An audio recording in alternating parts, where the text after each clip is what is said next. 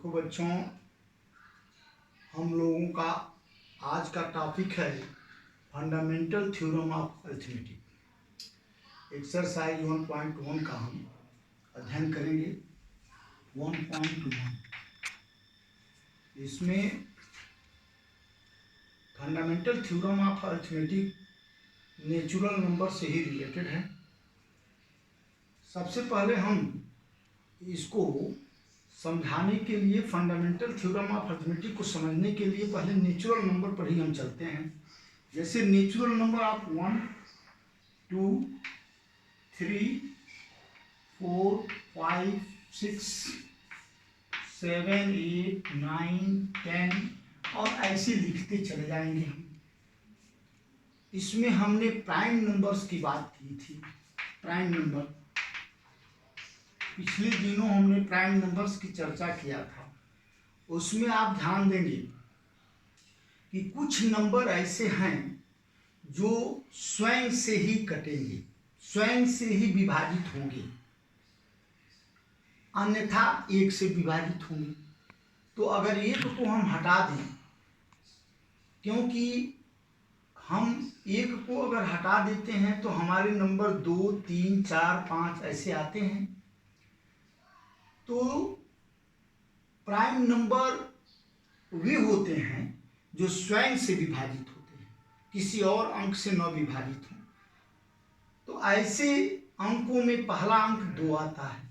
तुम देख सकते हो 2 प्राइम नंबर पहला हो गया। एक को हम न प्राइम मानते हैं न कंपोजिट मानते हैं। कंपोजिट नंबर वे होते हैं जो प्राइम नंबर की न हो। नेचुरल नंबर 2 प्रकार से विभाजित हो गई है। एक तो प्राइम नंबर है, दूसरा जो शेष बचा वो कंपोजिट नंबर है। परंतु एक को इस दोनों के बीच से हम हटा देते हैं। एक को न तो हम प्राइम नंबर कहते हैं और न तो हम कंपोजिट नंबर कहेंगे। मतलब कि जो कम प्राइम है वो कंपोजिट नहीं होगा और जो प्राइम है वो कंपोजिट नहीं होगा। इसका मतलब कि इसमें से आप कंपोजिट को हटा देंगे तो जो बचेगा वो प्राइम होगा, एक के सिवा। तो इसमें हमने कहा प्राइम नंबर 2 है, 3 है, 5 है, 7 है, यहाँ 8, 9, 10 ये सब कंपोजिट हो जाएगा, क्योंकि अन्य संख्याओं से डिवाइड हो जाएगा ये। लेकिन फिर 11 है, फिर 13 है, इस तरह से 17 है, 19 है, 23 है, ऐसे करते हुए चले जाएंगे। तो ऐसे नंबर को हम प्राइम नंबर कहते हैं। इनकी खासियत ये है कि किसी से विभाजित नहीं हो सकती हैं, सिवाय अपने से विभाजित होंगी, किसी से विभाजित नहीं होंगी। तो इस तरह से हम पूरे नेचुरल नंबर में बहुत जगह पर प्राइम नंबर पाएंगे। उनकी अपनी विशेषता है, उनकी अपनी गुण है, इसके आधार पर वो प्राइम नंबर। बाकी जो नंबर हैं कंपोजिट नंबर, कंपोजिट नंबर हो जाएंगे। कंपोजिट नंबर जैसे यहाँ पहला कंपोजिट नंबर कौन होगा, तो ये नहीं होगा। 2, 3 तो प्राइम आ गया, बचा क्या? 4 हो गया। फिर क्या बचा आपको? 6, फिर 8, फिर 10। इस तरह से जो नंबर हैं 4, 6, 8, 10 ये सब क्या हो जाएंगे? कंपोजिट नंबर हो जाएंगे। लेकिन हम ये देखते हैं कि जो कंपोजिट नंबर हैं वे प्राइम नंबर के ही गुणन के रूप में लिखे जा सकते हैं। इनका ये खासियत है कि 4 को आप अगर बांट देते हैं इसको, तो आपको यहाँ 1 मिल जाएगा, 2 और 2 दूनी 4। ये यानी 4 को हम क्या लिख सकते हैं? 4 को हम लिख सकते हैं 2 गुणे 2, इम्प्लाइड दैट 4 इक्वल टू 2 गुणे 2। इसी तरह से हम 6 को क्या लिख सकते हैं? 6 को हम लिख सकते हैं, यहाँ देखेंगे तो 2 से विभाजित हो जाएगी, तो इसको आप 2 लिख देंगे और इधर आप जो है 2, 3, 6, यानी ये दोनों प्राइम नंबर आ गया। ये एक ही प्राइम नंबर 2 को 2 बार गुणा करने से मिला। इसी प्रकार से आप कुछ संख्याएं हैं जिनको आप प्राप्त कर सकते हैं।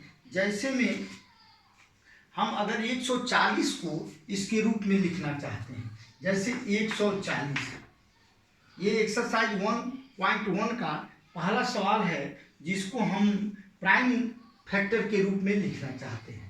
तो प्राइम फैक्टर के रूप में लिखेंगे 140 को, तो इसको आप ऐसे बना लीजिए, जो ट्री फैक्टर के रूप में हम इसको व्यक्त कर रहे हैं, इसको ट्री फैक्टर कहा जा रहा है।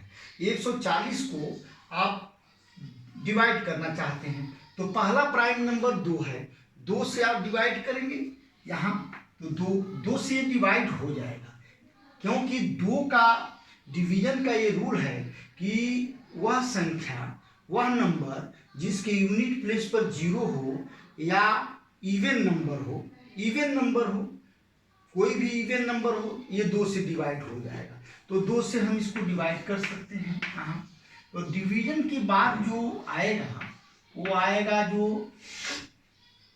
2 7 या 14 और 0 उतर जाएगा, पुनः ये डिवीजन हो जाएगा 2 से, और आएगा यहाँ पर 2 3 या 6 एंड 2 5 या 35 आ गया। अब ये 2 से नहीं डिवाइड होगा, तब फिर देखेंगे कि 3 से डिवाइड होता है कि नहीं। क्यों 3 से देखेंगे?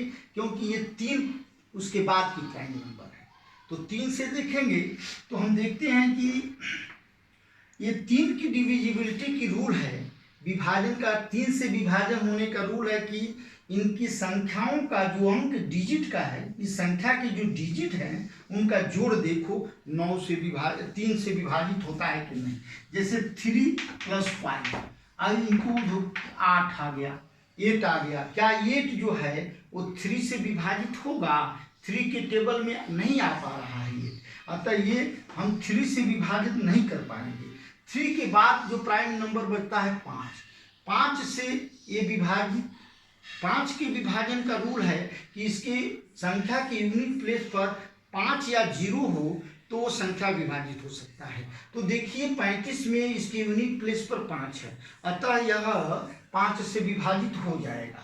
तो इसलिए हम यहाँ पर इसको लिखेंगे 5, और यहाँ विभाजन के बाद जो बचेगा यहाँ वो 7 आ गया। अब आप देखिए 7 स्वयं प्राइम नंबर हो गया। अब प्राइम नंबर तो अपने से ही विभाजित होता है, किसी और से विभाजित होगा नहीं, तो फिर हम इसको अब हम विभाजित नहीं कर पाएंगे। कोई कंपोजिट नंबर ऐसा, ये कंपोजिट नंबर है ये नहीं है। अगर विभाजन की बात, जैसे 140 कंपोजिट नंबर था, तभी तो 2 से विभाजित हो गया। अगर ये विभाजित नहीं होता तो कंपोजिट नंबर नहीं होता। तो इसलिए जैसे अब 70 आया, 70 है 2 से विभाजित हो जा रहा है, अतः ये कंपोजिट नंबर है। और 35 आया, 35 भी 5 से विभाजित हो गया, 7 हो गया। तो हम ये देख रहे हैं कि 140 को आप किस रूप में लिख सकते हैं? 2 × 2 × 5 × 7, 2 × 2 × 5 × 7। ये इसको और आगे बढ़ा करके इसको पावर के रूप में हम एक्सप्रेस करेंगे, तो 2 to the power 2 × 5 to the power 1 × 7। तो 140 को हमने प्राइम फैक्टर के रूप में व्यक्त किया। इसमें 2 to the power 2, 5 to the power 1 and 7 to the power 1, ये तीनों जो अंक है वो अपने पावर के साथ प्राइम नंबर है, कोई कंपोजिट नंबर नहीं है, प्राइम नंबर है। चाहे तो इसको हम ऐसे भी लिख सकते हैं 7 to the power 1 × 5 to the power 1 × 2 to the power 2, या इसको हम ऐसे भी लिख सकते हैं 5 to the power 1 × 2 to the power 2 × 7। सबका तो रिजल्ट एक ही आएगा। अतः एक रूल निकल गया, रूल बनाया गया, जिसको थ्योरम कहा गया कि every composite number can be expressed in the form of factor of unique prime number। Unique माने कोई दूसरा हम प्राइम नंबर नहीं, इसके सिवाय कोई दूसरा प्राइम नंबर नहीं हम व्यक्त कर सकते हैं। 140 को 140 जब भी व्यक्त होगा तो 2, 5 और 7 के रूप में ही हम व्यक्त कर सकते हैं। ऑर्डरिंग चाहे कुछ भी हो, तो फिर हम कहेंगे कि कोई भी कंपोजिट नंबर एक निश्चित प्राइम, एक अद्वितीय प्राइम नंबर के गुणनफल के रूप में लिखा जा सकता है, जहां पर क्रम का कोई बाध्यता नहीं है। यही थ्योरम है आपका फंडामेंटल और थ्योरम ऑफ अरिथमेटिक। इसको अंग्रेजी में कहेंगे a composite number can be expressed in the multiplication, in the form of multiplication of unique prime numbers without ordering. That means it is not necessary that definite order, यह कोई निश्चित order में नहीं है, क्योंकि ऑर्डर गुणनफल में order का कोई महत्व नहीं होता है। तो बिना किसी ऑर्डर का एक निश्चित हम प्राइम नंबर के फैक्टर के रूप में किसी भी कंपोजिट नंबर को हम एक्सप्रेस कर सकते हैं।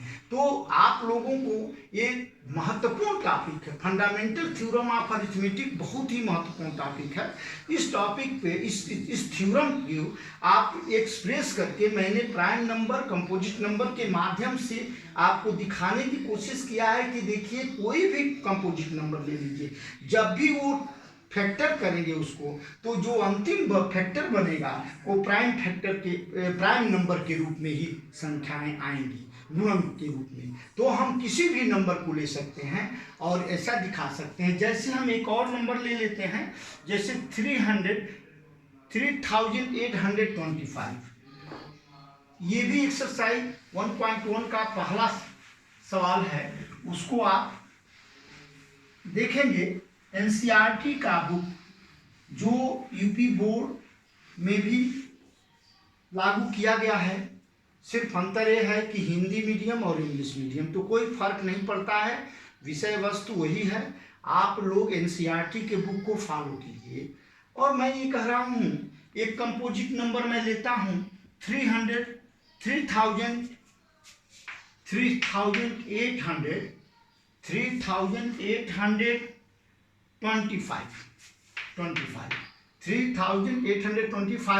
एक नंबर है। इसको ट्री नंबर के रूप में हम, ट्री फैक्टर के रूप में हम व्यक्त करते हैं। तो अब हम ये देखेंगे कि ये 3825 में जो फर्स्ट प्राइम नंबर की लिस्ट क्या है, 2 है, 3 है, 5 है, 7 है, 11 है, 13 है, 17, फिर 19, 23, ऐसे करते हुए चले जाएंगे। तो लेकिन अब एक बात हम देखते हैं, ये 3825 अगर ये डिवाइड हो जा रहा है प्रथम 2, 3, 4 प्राइम नंबर से, तब तो ठीक है। नहीं तो बड़े स्तर पर हम अगर रहता है तो हमें देखते हैं कि इसका कहाँ तक का फैक्टर हमें प्राइम नंबर मिल सकता है। तो 3825 के करीब जो परफेक्ट स्क्वायर नंबर है, दैट मीन्स ऐसा कोई नंबर जिसका वर्गमूल हम निकाल सकते हैं वो प्राइम नंबर के रूप में, और उसको हम लेते हैं। लेकिन पहले तब देखते हैं जब ये डिवाइड नहीं हो पाएगा प्रथम 3, 4 से। तो हम तो देख रहे हैं कि यहाँ 5 है, और इनका योग अगर 3825 का योग देखें कितना होता है, तो 3, क्योंकि ये 2 से नहीं विभाजित होगा, फर्स्ट प्राइम नंबर 2 है, इस 2 से नहीं विभाजित हो सकता है, क्योंकि इसके यूनिट प्लेस पर क्या है, 5 है। तो 5 होने के नाते ये 2 से तो विभाजित होगा नहीं भाई। अब बचा 3, तो 3 से विभाजन का रूल है कि इन तीनों का जोड़, ये 4 अंक है ना, इसमें 4 अंक है, 3, 8, 2 और 5, इन चारों का जोड़ जो है आपका देखिए 5, 2, 7, 8, 15, 3, 18। अब ये 18 जो है वो भाग देंगे 3 से, तो आपका 5 आ जाएगा, यानी विभाजित कर दे रहा है, ये डिवाइड कर दे रहा है, 3 इसको डिवाइड कर दे रहा है। अतः हम यहाँ पर 3 बनाएंगे, और ये 8, 3, 11, 2, 13, 5, 18, तो 3, 6 के 18, ये 6 हुआ। तो उससे मतलब नहीं है, मतलब यह है अब हम यहाँ पर देखें इसको, यहाँ ये 3 आ गया, और 3 से हम डिवाइड करेंगे इसको, तो देखिए कितना आता है। यहाँ 3 1 जा 3। अब हम 8 उतारेंगे, डिवीजन का रूल है कि हम 8 उतारेंगे, और 3 2 जा 6, तो 8 में से 6 घटाएंगे, कितना आएगा? 2 आएगा। फिर 2 उतारेंगे, तो 2 उतारेंगे तो 22 हो जाएगा। अब 3 7 जा 21, फिर 22 में से हम 21 को घटाएंगे और 5 उतारेंगे तो 15 आएगा। 3 5 जा 15। इस प्रकार से 3 5 15। अब पुनः हम देखेंगे कि क्या यह 5 आ गया है, क्या यह 3 से पुनः विभाजित है।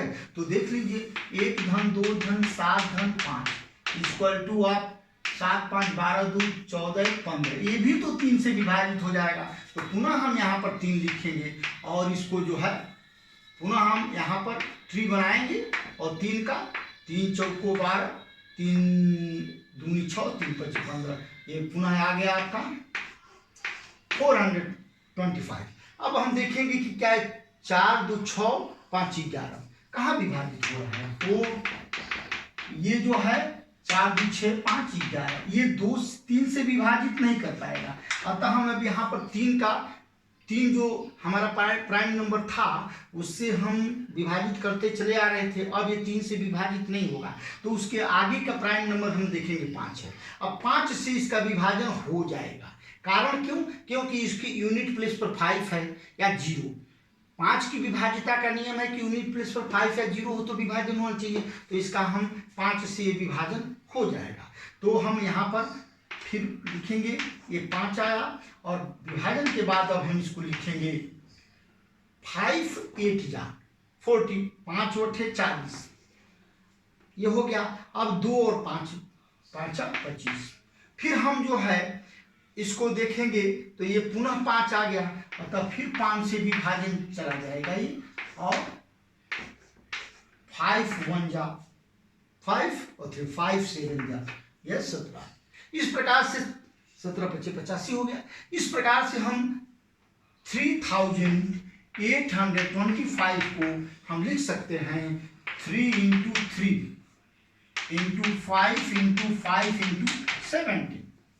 फिर 17 के बाद तो कोई विभाजन होगा नहीं, क्योंकि 17 प्राइम नंबर हो गया।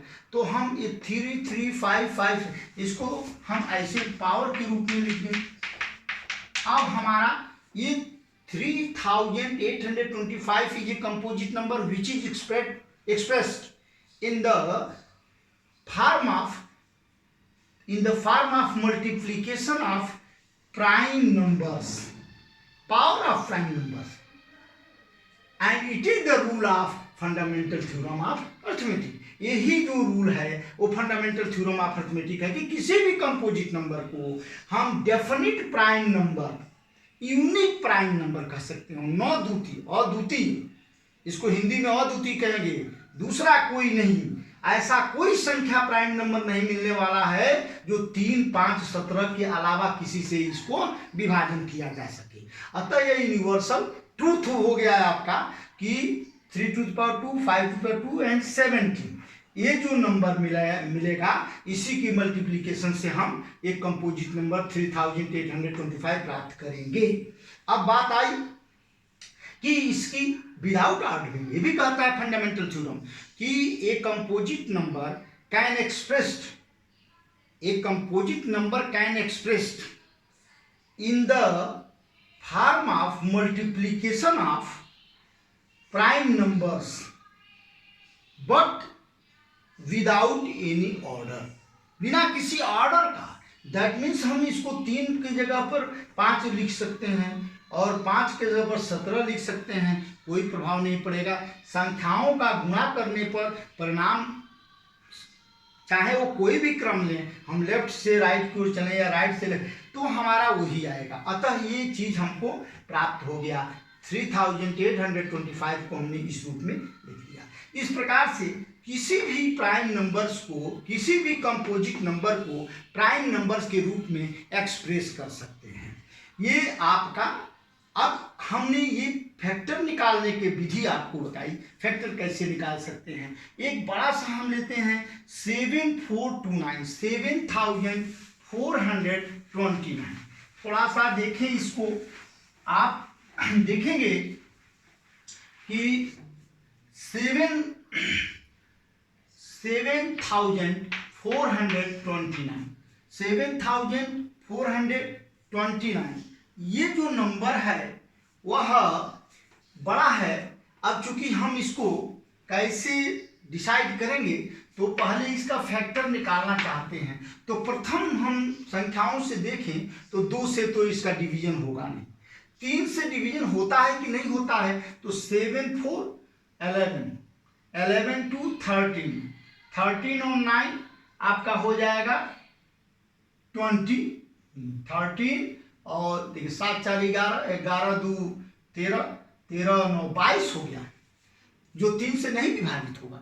अतः ये भी खत्म हो गए, न 2 से विभाजित होगा न 3 से विभाजित होगा। अब चले 5 से तो होने का सवाल ही नहीं उत्पन्न होता है, इसकी यूनिट प्लेस पर न 0 है न डिजिट न 5 है। अब यहाँ 7 से चेक कर सकते हैं हम, क्यों 7 1 जा 7 और 4 2 9 लेंगे, 7 6 42 और ये 9 उतारेंगे ये पर नहीं आएगा, ये 7 से भी डिवीजन नहीं हो पाएगा। 11 से देखते हैं, 11 6 के 66 और 14 में से 6 घटाइए, 14 में से 8 हुए, 8 2 11 17 77 और 12 में 7 गिरा 5 9, ये भी नहीं विभाजित होगा। 13 से चलते हैं, 13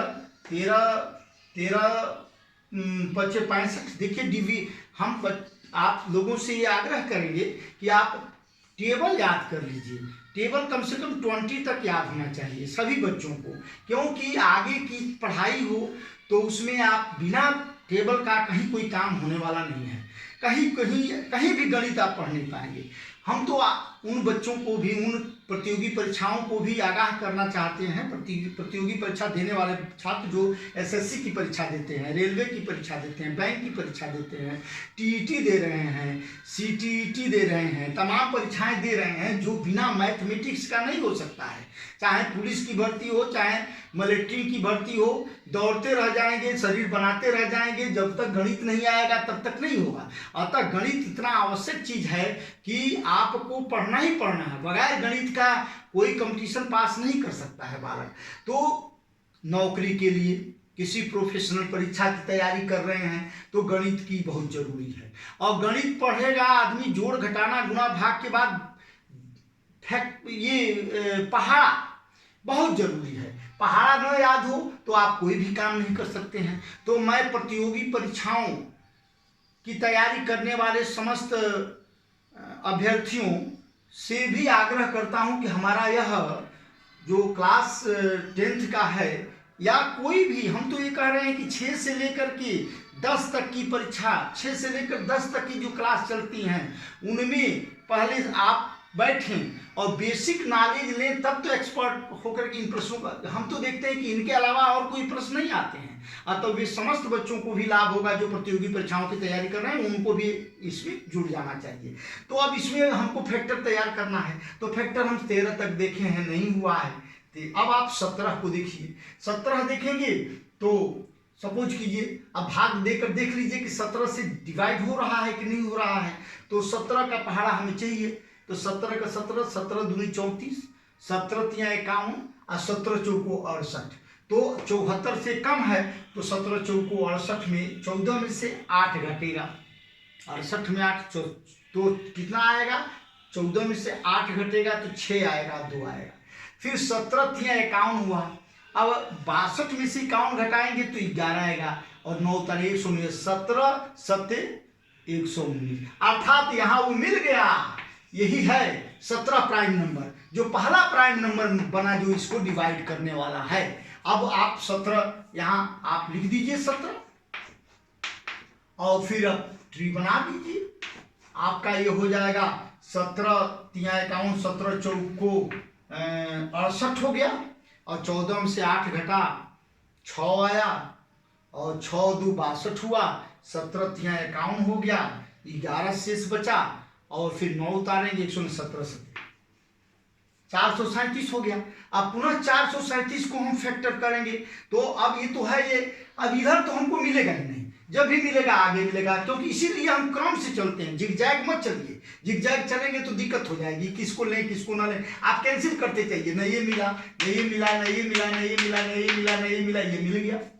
अब हमको देखें कि क्या 17 से एक बार और जा सकता है क्या, तो देखते हैं 17 दूनी 34, 34 घटेगा इसमें से, 13 में से 4 घटा 9 आया और 7 उतारेंगे 97 हुआ। 17 के पहाड़ा में 97 ये नहीं करेगा। 13 करके देख लीजिए, 13 25 65 63 63 91 और अब नहीं आ पाएगा, तो इसलिए इसको हम 17 का यही ड्रॉप करते हैं। 17 अब हमारा यहाँ 17 भी अब नहीं आएगा। अब हम आगे के देखेंगे 19 से क्या ये डिवाइड कर जा रहा है क्या? 19 से देखेंगे तो 19 का पहाड़ा हम पढ़ेंगे। 19 दूनी 38, 13 में 60 घटा 5 7, 19 तिया 57 आ तो गया ये 19। अब आपका यहाँ पर हमारा ये 19 बना, यह 19 बन गया हमको। और यहाँ डिवाइड करने के बाद क्या बचा देख लीजिए, 19 दूनी 38 है, 19 दूनी 38, 13 में से 8 घटा 5 7, 19। अब हम देखते हैं ये 23 आ गया। 23 तो प्राइम नंबर है। अब आगे हमको कुछ नहीं मिल रहा है। इस प्रकार से सब इस 7429 का डिवीजन हमने करने के बाद, हमने फैक्टर के रूप में लिखने के बाद हमको आएगा 17 गुणे 19 गुणे 23। ये हमारा कंपोजिट, ये जो 7429 एक कंपोजिट नंबर है। जो क्यों कंपोजिट नंबर है? क्योंकि ये प्राइम नंबर के फैक्टर के रूप में हमने इसको लिख लिया। अगर प्राइम नंबर के फैक्टर के रूप में न लिखा जा सके तो वह कंपोजिट नंबर नहीं होगा। वह तब कौन सा नंबर होगा? प्राइम नंबर होगा। अगर आपसे कहा जाए 17 को, या बताइए कि ये, आप बताइए 89 है कि नहीं है, तो आप 89 को देखेंगे तो 89 नहीं डिवाइड कर पा रहा है, नहीं हो पा रहा है 89 का डिवीजन। अतः यह प्राइम नंबर है, कंपोजिट नंबर है। प्राइम नंबर तब होगा जब इसको, प्राइम नंबर तब हो, कंपोजिट नंबर तब होगा जब इसका फैक्टर प्राइम नंबर के रूप में लिखा जा सके। ये अकेले प्राइम नंबर नहीं लिखा जा सका है, अतः यह हम क्या मानेंगे? इसको हम प्राइम नंबर मान लेंगे। तो अब ये निश्चित हो गया कि ये थ्योरम की प्रासंगिकता यहाँ पर आपको स्पष्ट हो रही है कि every composite number can be expressed, multiplication can be expressed in the form of multiplication of prime number without any order. Without any order कहना जरूरी है, क्योंकि हम 19 गुणे 23 गुणे 17 भी लिख सकते हैं, 17 गुणे 19 गुणे 23, 23 गुणे 19 गुणे 17 भी लिख सकते हैं। यह जो है हमको ऑर्डर की बाध्यता नहीं करता है, ऑर्डर को नहीं, लेकिन यह एक थ्योरम बन गया, यह एक स्टेटमेंट जो प्रूवन हो गया, ये प्रूव्ड हो गया। ये तो लेमा के रूप में हम इसका प्रयोग भी कर सकते हैं। अभी आगे आप लोग वो एल्गोरिदम और लेमा का अध्ययन किए हैं, तो हम इसको ऐसा कर सकते हैं। तो अब 17 19 है। इस प्रकार से हम कंपोजिट नंबर को प्राइम नंबर के फैक्टर के रूप में लिख लीजिए। अब आगे हम इस चैप्टर के कुछ सवाल हैं, उनको हम देखेंगे और इस विधि से हम एलसीएम निकालना चाहेंगे। एलसीएम निकालना चाहेंगे कि इस विधि से कैसे हम एलसीएम निकाल लेते हैं। तो ऐसे लिखा है, find the LCM and HCF of the following pairs of integers of the and verify that LCM into HCF is equal to product of the two numbers. अब एक बात और हम देखेंगे, यहाँ एक नियम है, अगर दो संख्याएं हैं उनका एलसीएम आपने निकाला, इस विधि से निकाला प्राइम फैक्टर के रूप में। एलसीएम तो आप डिवीजन मेथड से भी निकालते हैं और एचसीएफ को भी, और मल्टीप्लिकेशन फैक्टर के रूप में भी आप निकालते, प्राइम फैक्टर के रूप में आप निकाल करके और उसे निकालते हैं। तो जैसे हम देखते हैं, इनका सवाल नंबर दूसरा है, ये कहते हैं कि 26 और 91 26 एंड 91 ये दो नंबर हैं। इन दोनों नंबर का एलसीएम और एचसीएफ निकालिए और फिर इन दोनों का मल्टीप्लाई कीजिए, चेक कीजिए कि क्या ये दोनों बराबर है क्या। तो हम पहले 26 को, यहाँ 26 को हम ट्री बनाएंगे, फैक्टर ट्री नंबर। तो फैक्टर ट्री बनाने के लिए इसको डिवीजन करेंगे हम। जाहिर सी बात है कि यूनिट प्लेस पर 2 है, अतः यह आपका यहाँ हम 2 हो गया। और फिर यहाँ अब जो डिवीजन 2 1 या 2 2 3 जा, अब ये नहीं होगा, 13 आ गया। इसका मतलब कि आपको 26 को लिख सकते हैं 2 इंटू 13। फिर आप 91 को ले लीजिए यहाँ पर 91। अब इसको भी यहाँ आप 91 है, 91 को देखिए कि 9 और 1, जैसे कि ये 1 है, इसके यूनिट प्लेस पर क्या है 1 है, तो 1 है तो फिर ये तो 2 से, जो हमारा फर्स्ट प्राइम नंबर है 2, उससे डिवाइड नहीं होगा। तो फिर हम क्या करेंगे कि ये 3 से डिवाइड होगा कि नहीं होगा, ये तब देखेंगे कि जब दोनों का जोड़ 3 से डिवाइड हो जा रहा है क्या, तो 9 और 1 10 नहीं डिवाइड होगा, अतः 3 से भी इसकी डिवीजन नहीं हो सकती है। अब चले भाई, तब आगे 5 बिल्कुल नहीं हो सकती है। क्यों 5 से नहीं होगी भाई, क्योंकि यहाँ पर 0 होना चाहिए या 5 होना चाहिए, तभी उसकी डिवीजन हो सकता है। अब 5 से भी नहीं हुआ तो चले जरा उसके आगे कौन सा प्राइम नंबर बनता है, 7 बनता है। तो 7 के लिए देखेंगे भाई, आपने 2 चेक किया नहीं मिला, 3 चेक किया नहीं मिला, 5 चेक किया नहीं मिला, अब 7 का जरा देखें तो 7 का चेक करेंगे तो 7 दूनी नहीं, 7 एकम 7, 9 में से 7 घटाइए तो 2 आया और 1 21, बिल्कुल डिवीजन हो जा रहा है। तो यहाँ पर 7 लिखेंगे और फिर यहाँ पर जो डिवीजन होने के बाद जो आता है उसको लिखेंगे 7 एकम 7 और 7 त्रिका 21 13। अब 7 और 13 दोनों प्राइम नंबर हो गया, अब हमारा इसका आगे डिवीजन नहीं हो सकता है, अतः हम इसको लिख सकते हैं 91 = 7 इंटू 3। अब HCF निकालने की बात आ गई, तो हम इसमें एलसीएम और HCF दोनों निकालते हैं। तो चलिए हम एलसीएम पहले करते हैं, LCM of 26 and 91, LCM of 26 and 91 = हम देखते हैं कि 2 इंटू 13 और 7 इंटू 13, इसमें जो कॉमन है उसको हम पहले ले लेते हैं। तो 13 है, अब चूंकि 13 पर भी पावर 1 है, 30 पर पावर, तो जो सबसे बड़ा पावर है उसको लेते हैं, तो दोनों का पावर सेम है तो ले लिए। अब यहाँ बचा क्या 2, तो उसको भी ले लीजिए यहाँ पर, ये आपका आ गया। अब इसको हम थोड़ा सा 7 दूनी 14 तिया 42 को 2, हाथ में लगा 4 और 7 दूनी 14 तिया 42 को 2 और 14 एकम 14 और 4 18 आ गया। 7 त्रिक 21 तिया 42 कर 2 21 नहीं, 7 दूनी 14 तिया 42 कर 2, हाथ में लगा 4 और फिर 14 एकम 14 और 4 18 182।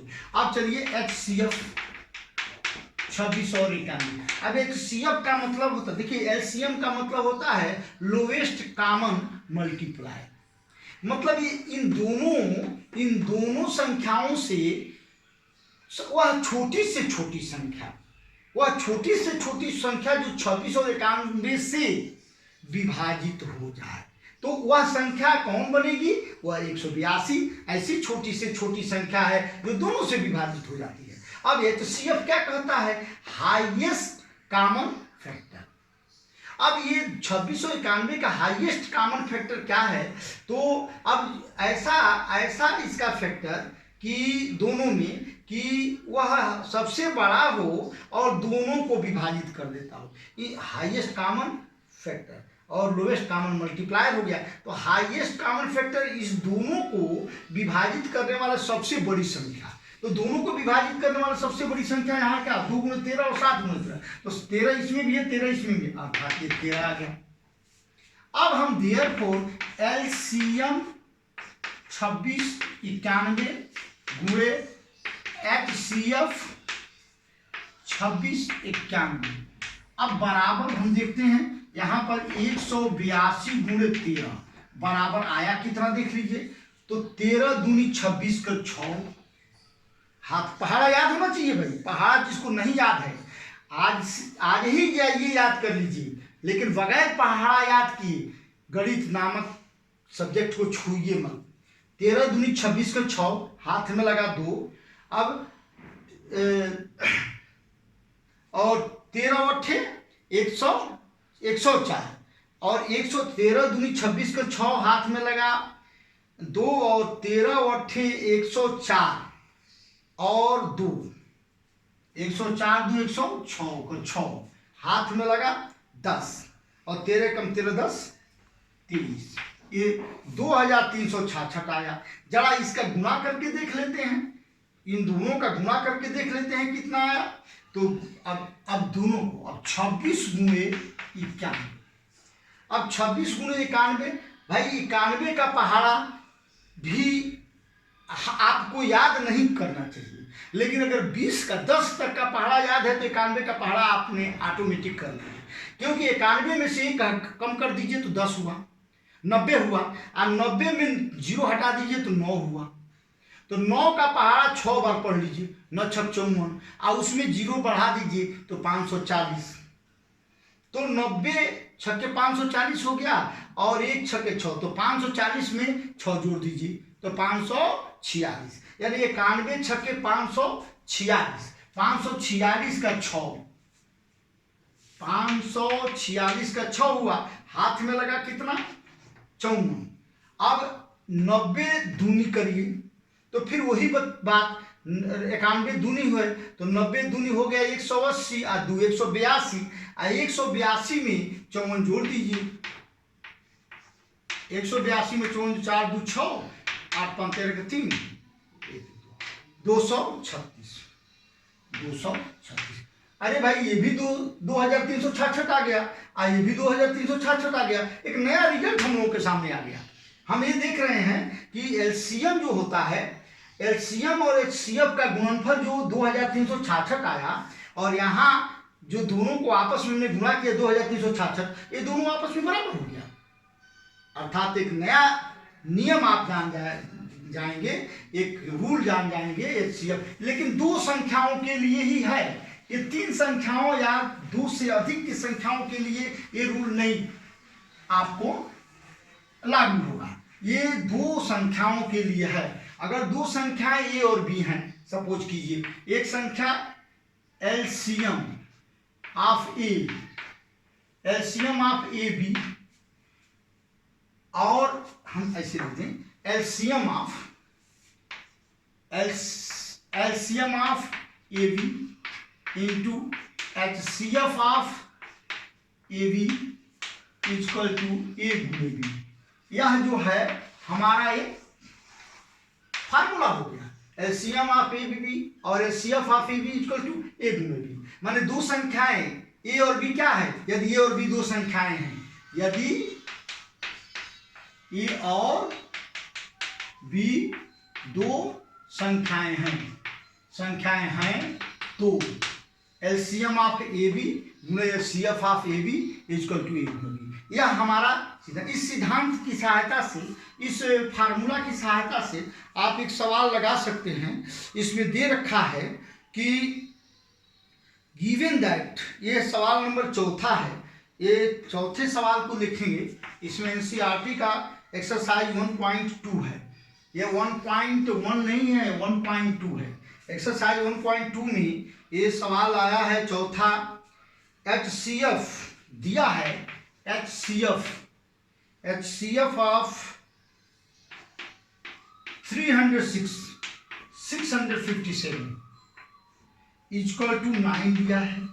एलसीएम ऑफ 306 और 657 का मान दे दिया है, फाइंड एलसीएम। नहीं तो एलसीएम पूछ रहा है, तो अब सीधी सी बात है, आप ये फार्मूला लगाइए। अब आप इस फार्मूले के LCM of A into B, LCM of A B into HCF of A B equal to A into B, इस सिद्धांत को लगाइए कि since HCF of 306657 into LCM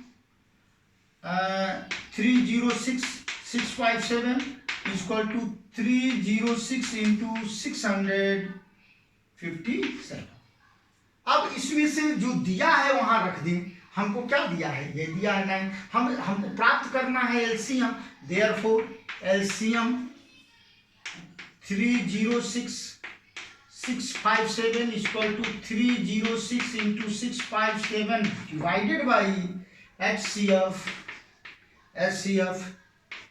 306657।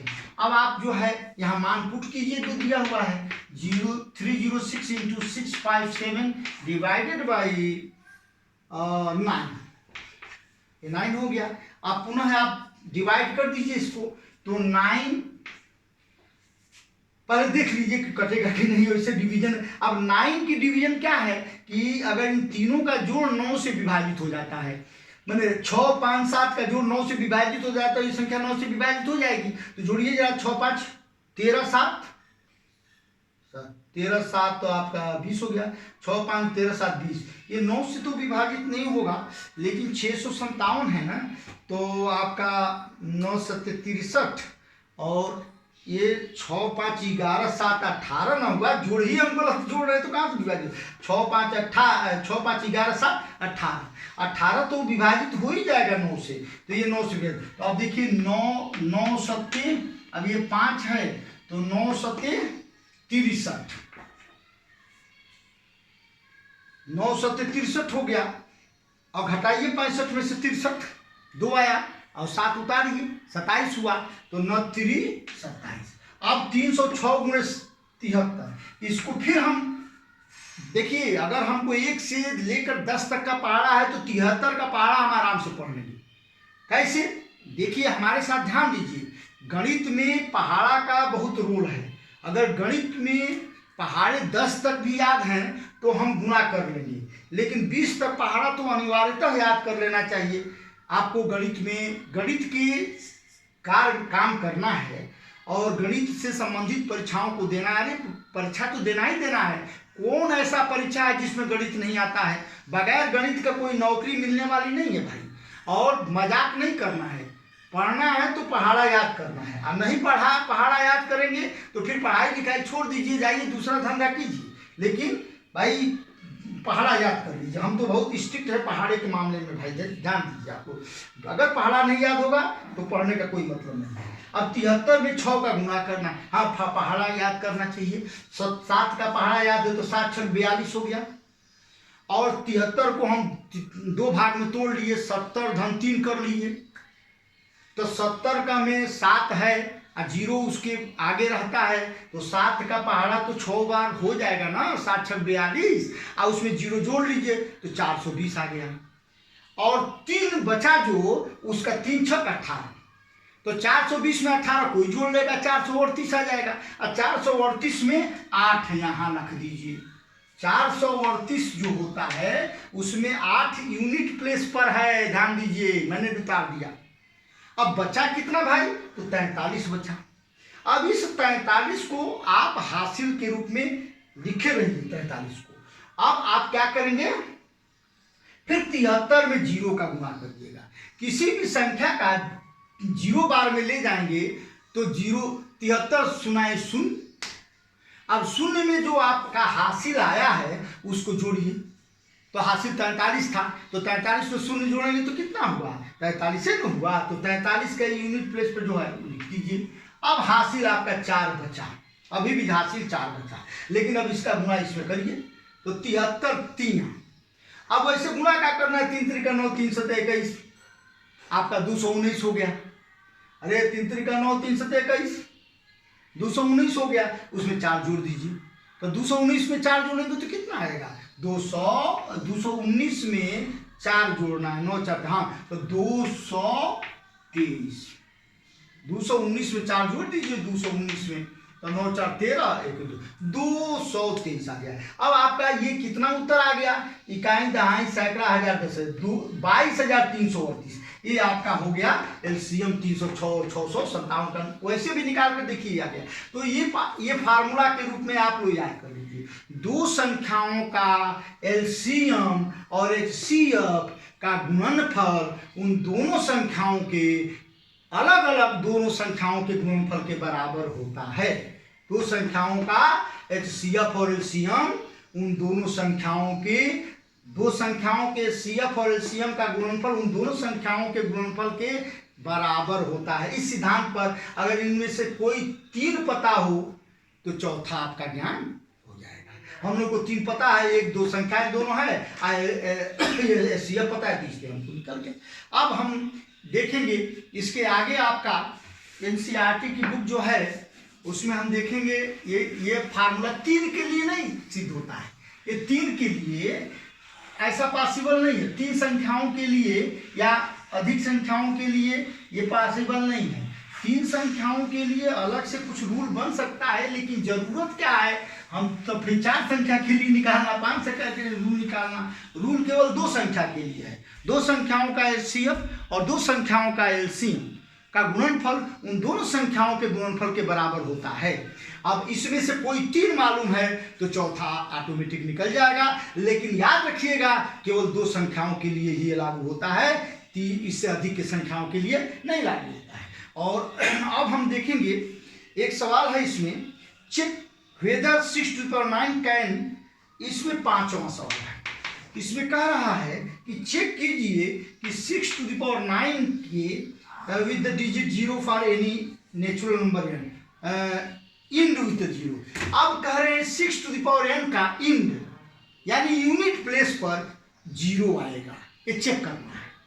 सीधी सी बात है, हम इसको लिख सकते हैं, n का कोई नंबर तो दिया नहीं है कि इतना जाएगा, तो हम लिख सकते हैं 6 into 6 into 6 into 6 divided n times हम इसको लिख सकते हैं। अब एक विचार करना है, ये पता लगाना है कि क्या यूनिट प्लेस पर 0 आएगा। तो पहले तो एक नियम जान जाइए, जिसमें 5 नहीं है, जिस संख्या में 5 का रोल नहीं है, 5 नहीं है, उसमें नहीं उसकी यूनिट प्लेस पर 0 नहीं आएगा। लेकिन हम इसमें एक और तरीका आपसे बताना चाहते हैं, ये 6 में 6 का गुणा करिए, 36 आया। 36 के यूनिट प्लेस पर क्या है, 6 है, 6 लिख दीजिए। अब इस 6 का इस 6 में गुणा करिए, फिर 36 आया, यानी उसके यूनिट प्लेस पर भी फिर 6 आ गया। फिर इस 6 का इस 6 में गुणा करिए, 36 आया, उसके यूनिट प्लेस पर 6 आया। चाहे आप 1 करोड़ बार करिए, कितना भी बार करिए, करते जन्म भर करते रहिए, लेकिन वो 6 से आगे नहीं आ सकता है। उसके यूनिट प्लेस पर जब भी आएगा 6 आएगा। अतः यह संभव नहीं है कि वह 0 आएगा।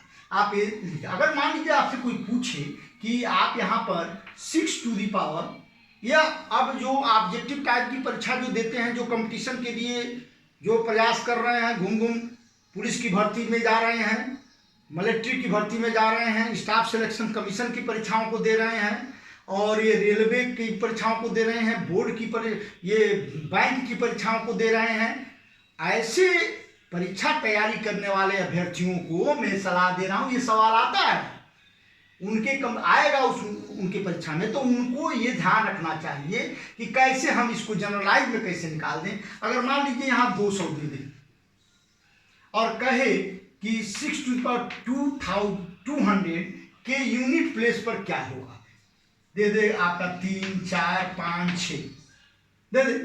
अब बताइए, जब हमने यही चेक कर लिया 36 6 आया, फिर यूनिट प्लेस, फिर तो हमारा यही ना आंसर होगा।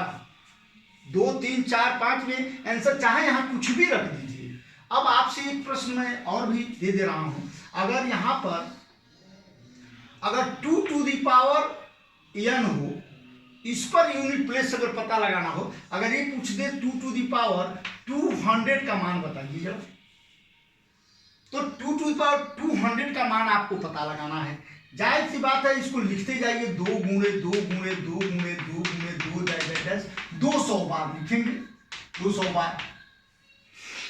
अब बताइए जरा 200 टाइम्स लीजिए। अब यहां पर पता लगाइए, इस 2 में ये 2 का गुणा करिए, 4 आया, तो 4 एक ही डिजिट है, ये है। फिर 4 में 2 का गुणा करिए, 8 आया। फिर 8 में 2 का गुणा करिए, 16 आ गया। 16 में यूनिट प्लेस पर 6 आएगा, सभी लोगों को पता है। यहाँ पर 8 आया, 8 दूनी 2 दूनी 4 आया, यहाँ 4 दूनी 8 आया, 8 दूनी 16 आया, 16 के यूनिट प्लेस पर 2 आ गया, 6 आ गया। अब 6 में फिर 2 का गुणा करिए, तो 6 दूनी 12 आ गया। फिर वही बात, तो इसका मतलब क्या देखे, 1 2 3 4 5वें तक गुणा अगर हम करते हैं तो 2 आ रहा है।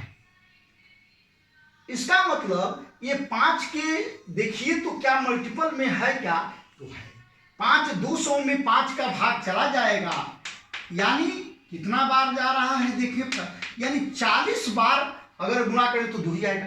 तो उत्तर अगर मान लीजिए दे देता है कि बताइए ये कितना होगा, 1 होगा, 2 होगा, 3 होगा, 4, इसके यूनिट प्लेस पर क्या होगा, तो 2। यह सवाल बैंक के पीओ की परीक्षा में आता है, रेलवे बोर्ड में की परीक्षा में आता है, टीईटी की परीक्षा में आ सकता है।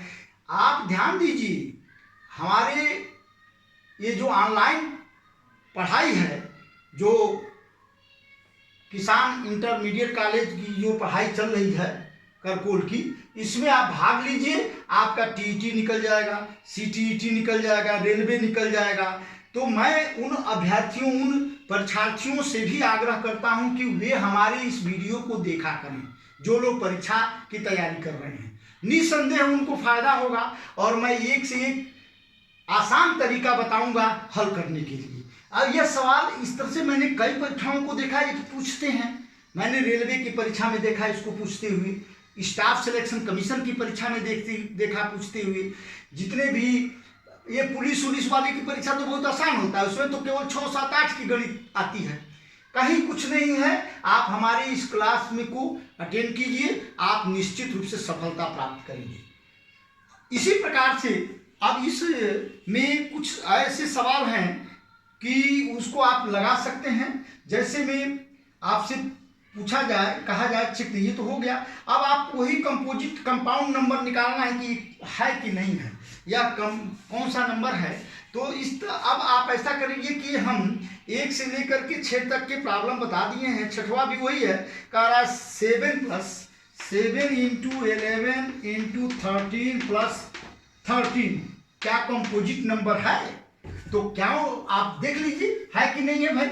इसमें क्या करना है, इसमें 7 × 11 × 13 और +13 कॉमन क्या बनेगा, 13 कॉमन बन गया। तो बचा क्या, 7 × 11 + 1। अब इसको थोड़ा और कर लीजिए, 11 × 7 = 77 और 1 × 78। अब 78 आ गया। अब जरा 13 तो खुद प्राइम नंबर है। अब 78 में आप 78 आ गया ना, 78 को फिर डिवाइड करिए तो देखिए ये 2 से भी डिवाइड कर जाएगा। आप यहाँ पर 2 लिख दिए, यही हम कर ले रहे हैं, इसको 2 हो गया। और ये आपका आ गया 2 × 3 = 6, 2 × 9 = 18। 39 को फिर तोड़ लीजिए, क्योंकि 39 3 से कटेगा, तो ये 3 आ गया। और 3 एकम 3, 3 त्रिकम 13 आ गया। इसका मतलब कि इसको पुनः आप लिख सकते हैं 13 × 3 × 2। अभी आप बताइए कि यह कंपोजिट नंबर का क्यों नहीं कहलाएगा, क्योंकि यह प्राइम नंबर के फैक्टर के रूप में आ गया। अब मैं आप लोगों से गृह कार्य के रूप में, गृह कार्य होमवर्क के रूप में 1.2 के समस्त प्रश्नों को आप हल कर ले, हम जो बताए हैं वह। और उसके बाद उसमें तो मैं मोस्टली बता दिया हूँ, लेकिन कहीं कोई प्रॉब्लम हो तो हमारे फ़ोन नंबर पर आप बात कर सकते हैं, 94 50 68 0666। ये नंबर मेरा है, इस पर आप बात कर सकते हैं। ये हमारे विद्यालय के बच्चे तो इस नंबर को जानते हैं, उससे हमसे बात हो जाती है। लेकिन वे अभ्यर्थी जो कंपटीशन की तैयारी कर रहे हैं, जो रेलवे की परीक्षा की तैयारी कर रहे हैं, टीसी, टीटी, स्टेशन मास्टर और इससे संबंधित जो परीक्षा की तैयारी कर रहे हैं, जो पुलिस की परीक्षा की तैयारी कर रहे हैं, जो लड़के ये मिलिट्री की तैयारी कर रहे हैं, जो स्टाफ सिलेक्शन कमीशन में income tax inspector, excise inspector, जो इस तरह की परीक्षाओं की तैयारी कर रहे हैं, पुलिस इंस्पेक्टर की तैयारी कर रहे हैं, उन लोगों से मेरा ये आग्रह है कि 94 50 68 0666 पर आप हमको फ़ोन करके अपने सवालों को पूछ सकते हैं। मैं आपको उचित परामर्श दूंगा और सवाल क्विक मेथड से मैं बताऊंगा। धन्यवाद।